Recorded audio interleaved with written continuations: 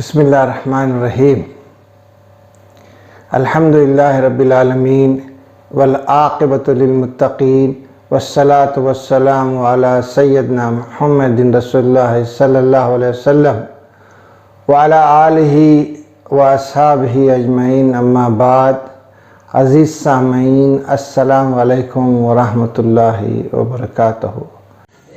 اس سے پہلے ہم نے 13A میں ایمان کے اہداف کے 2 حصے اور تیسرے کا جز بیان کیے تھے۔ یہ 13B ہے۔ تو ایمان کا تیسرا ہدف اللہ کی بندگی، اور یہ سب سے بڑا ہدف ہے کہ اللہ کی بندگی۔ عربی میں عبادت طریقہ کہتے ہیں کہ راستے کو سیدھا رکھنا، راستے کو ہموار رکھنا، اس میں ٹیڑھ میڑھ نہ ہونا، آوج کہتے ہیں اسے، ٹیڑھ میڑھ ہونے کو۔ تو اسی طریقے سے بندگی بھی سیدھی ہونا، اس راستے کی ہونا جو اللہ اور اس کے رسول صلی اللہ علیہ وسلم کا بتایا ہوا۔ اس کے علاوہ سب ٹیڑھ میڑھ ہے، ٹیڑھے میڑھے ہے، اونچ نیچ ہے، لیکن سیدھا وہی ہے بندگی جو اللہ اور اس کے رسول کی بتائی ہوئی ہے۔ اور سیدھے راستہ میں کسی ٹیڑھ میڑھ بھر کے چلنا آسان ہوتا ہے، سیدھا راستہ ہے، آسانی سے آدمی چلا جاتا ہے۔ آپ خود دیکھیں نا، سڑک اگر سیدھی ہو بڑھیا، لیکن ٹیڑھ میڑھ تو کتنی مشکلیں ہوتی ہیں، اونچائی پہ جانے کے لیے، ادھر جانے کے لیے کتنی مشکلیں ہوتی ہیں۔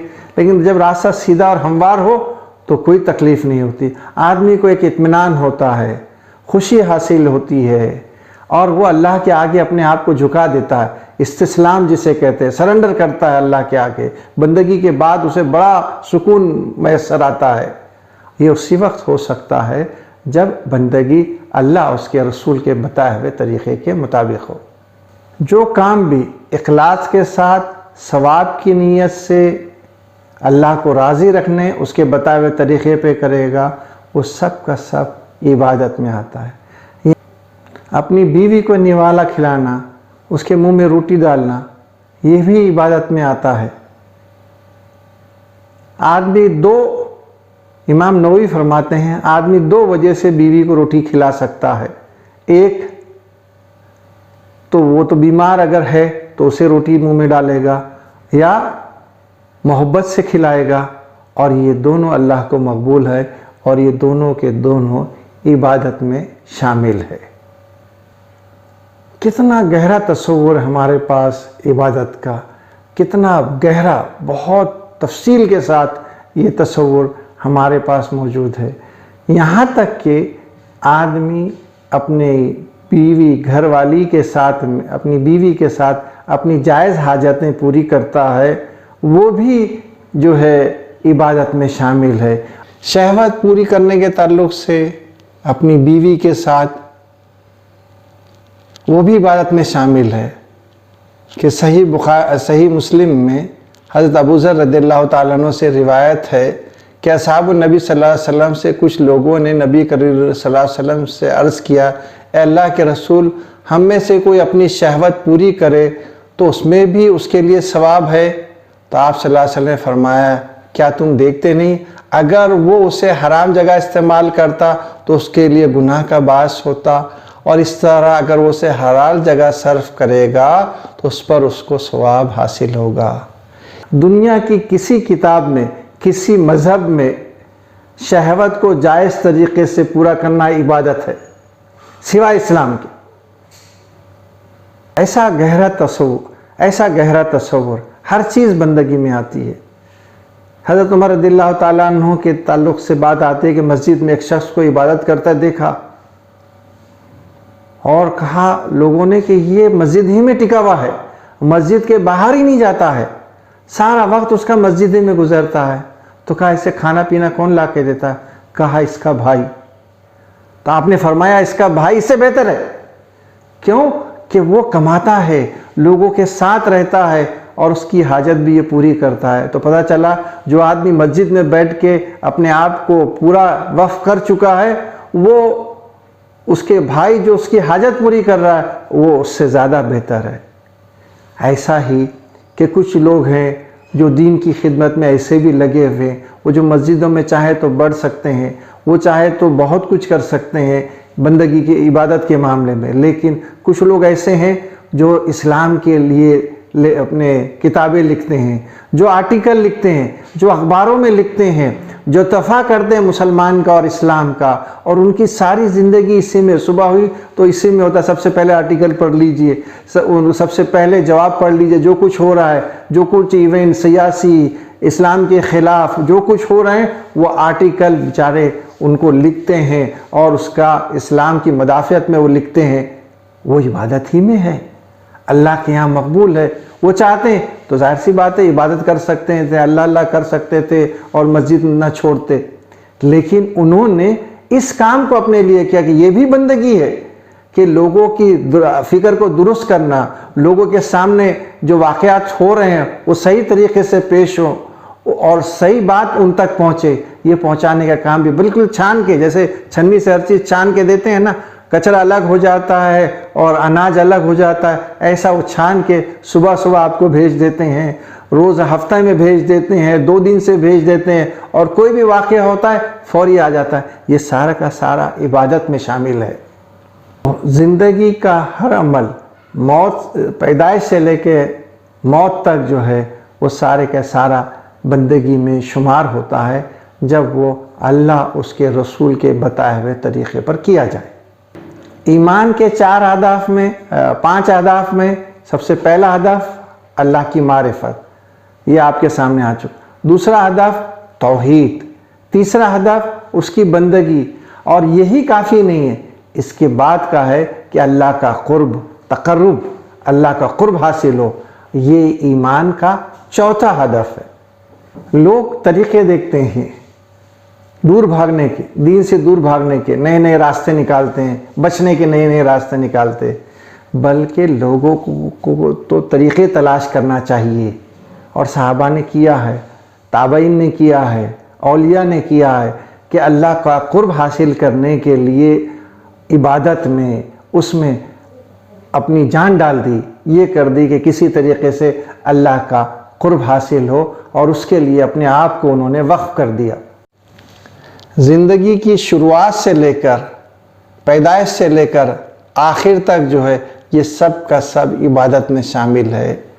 فرمایا قرآن میں سورۃ الانعام میں آیت نمبر 162، قُلْ إِنَّ صَلَاتِي وَنُسُكِي وَمَحْيَايَ وَمَمَاتِي لِلَّهِ رَبِّ الْعَالَمِينَ۔ آپ صلی اللہ علیہ وسلم کہیے، میری نماز، میری قربانی، میری زندگی، میری موت اللہ ہی کے لیے جو تمام جہانوں کا پروردگار ہے۔ تو غرض ہماری پوری زندگی وہ بندگی میں شامل ہے۔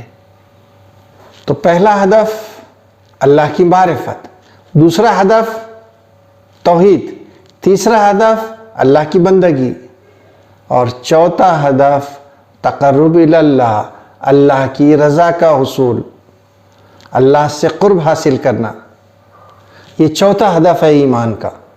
اور اللہ کا قرب حاصل ہوتا ہے نفل عبادات سے۔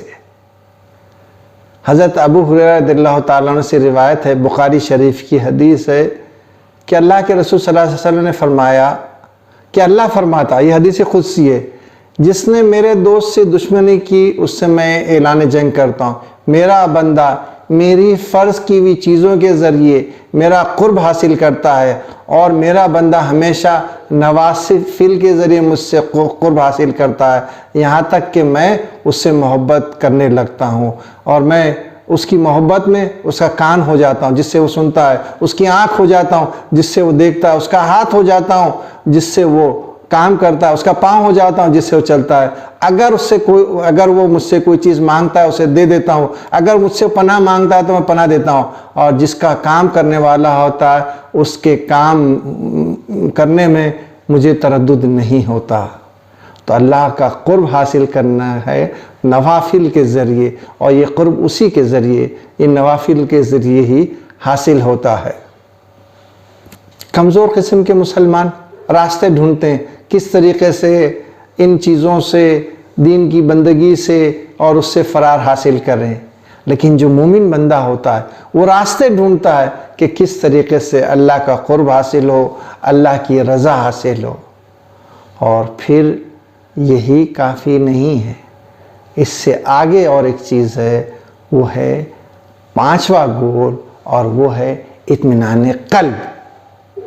قرآن میں سورہ رعد میں اللہ تعالیٰ فرماتے ہیں الذین آمنوا وتطمئن قلوبہم بذکر اللہ، الا بذکر اللہ تطمئن القلوب، کہ ایمان لاتے ہیں، جو ایمان لاتے ہیں اور جن کے دل اللہ تعالیٰ کے ذکر سے مطمئن ہوتے ہیں، سن لو کہ اللہ تعالیٰ کے ذکر سے ہی دلوں کو اطمینان حاصل ہوتا ہے۔ تو اللہ کا ذکر سے آدمی اطمینان حاصل کرتا ہے، اور یہ ایمان کا 5واں گول ہے، 5واں ہدف ہے۔ امام ابن قیم الجوزی رحمۃ اللہ علیہ فرماتے ہیں اپنی عظیم کتاب میں، فرماتے ہیں کہ میرے قلب میں ان قلبی وحشہ، میرے قلب میں وحشت ہے، اور وہ ختم نہیں ہوتی سوائے اللہ کی محبت سے، اور اللہ کی محبت مجھے حاصل ہوتی ہے اس کے ذکر سے۔ تو اللہ کی محبت اس کے ذکر سے حاصل ہوتی ہے، اور ذکر کا بھی وہی کہ اللہ اور اس کے رسول کے بتائے ہوئے طریقے سے ہی ذکر کریں گے، اس سے ہٹ کر وہ ذکر نہیں ہے۔ اللہ تعالیٰ ذکر کے تعلق سے سورہ طٰہٰ میں فرماتے ہیں وَمَنْ أَعْرَضَ عَنْ ذِكْرِي فَإِنَّ لَهُ مَعِيشَةً ضَنْكًا وَنَحْشُرُهُ يَوْمَ الْقِيَامَةِ أَعْمَىٰ، اور جو میرے ذکر سے اعراض کرے گا تو یقیناً اس کی زندگی بہت تنگی میں گزرے گی، اور آخرت کے دن ہمیں اسے اندھا اٹھائیں گے۔ اور جس کو اللہ کا اطمینان نصیب ہو جائے، جس کے قلب کو اطمینان نصیب ہو جائے، اور جس کو اس کے تعلق سے جب اللہ اپنے فرشتوں کو اس کی روح قبض کرنے بھیجتا ہے تو فرشتہ کیا کہتا ہے؟ یا ایھا النفس المطمئنہ ارجعی الی ربک راضیۃ مرضیہ، سورہ فجر میں، کیا اے نفس مطمئنہ چل اپنے رب کی طرف، تو اس سے راضی اور تجھ سے وہ راضی۔ یہ ایمان کا 5واں ہدف ہے کہ اللہ کا اطمینان حاصل ہو، اللہ کے قلب کے اندر ہمارے اطمینان حاصل ہو، یہ ایمان کا 5واں ہدف ہے۔ الحمدللہ یہاں ایمان کے اہداف کا موضوع مکمل ہوتا ہے۔